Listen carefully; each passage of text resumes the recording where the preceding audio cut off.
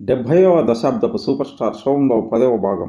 హైదరాబాదులో 1970వ దశాబ్దంలో వరుసగా విడుదలై మెయిన్ థియేటర్లో కనీసం 6 వారాలు ప్రదర్శింపబడిన చిత్రాలు: హీ-మ్యాన్ 28 జీవన తరంగాల నుండి మొనగాడు వరకు, నటరత్న 7 చిన్ననాటి స్నేహితుల నుండి దేశోద్ధారకుల వరకు, నటసామ్రాట్ 6 సుపుత్రుడి నుంచి రైతు కుటుంబం వరకు, నటశేఖర 3 ఘరానా దొంగ నుండి అదృష్టవంతుడి వరకు.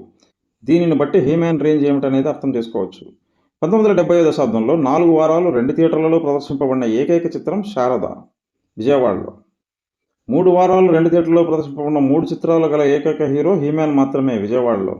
నటసామ్రాట్ నటించిన కన్న కొడుకు చిత్రం మాత్రమే విజయవాడలో 2 థియేటర్లు 3 వారాలు ప్రదర్శింపబడినది. ఇతర హీరోల చిత్రాలలో హైదరాబాద్లో 1970వ దశాబ్దంలో రెగ్యులర్ షోలతో 4 వారాలు 2 థియేటర్లలో కమల్ 41 రోజులు, సుదర్శన్ ఏసీ, తర్వాత సుదర్శన్ 70mm ఏసీలో 28 రోజులు ప్రదర్శింపబడి 70వ దశాబ్దంలో బ్లాక్ అండ్ వైట్ చిత్రాలకు రికార్డు సృష్టించిన చిత్రం మైనర్ బాబు.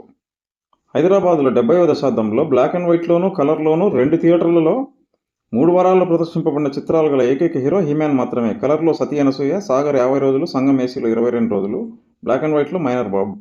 విజయవాడలో ఒకే దశాబ్దంలో ఒక సంవత్సరంలో 6 థియేటర్లలో బ్లాక్ అండ్ వైట్ చిత్రాలు 71 మరియు 73 సంవత్సరాలలో, మరియు ఒక సంవత్సరంలో 6 థియేటర్లలో కలర్ చిత్రాలు డైరెక్ట్ 50 రోజులు ప్రదర్శింపబడి ఏ దశాబ్దానికైనా ఆల్ టైమ్ రికార్డు.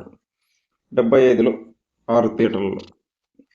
విజయవాడలో 70వ దశాబ్దంలో టైటిల్ రోల్పై బ్లాక్ అండ్ వైట్లోనూ కలర్లోనూ 120 రోజులు డైరెక్ట్గా ప్రదర్శింపబడి ఏ దశాబ్దానికైనా, ఏ కేంద్రానికైనా, ఏ తరం హీరోలకైనా ఆల్ టైమ్ రికార్డు.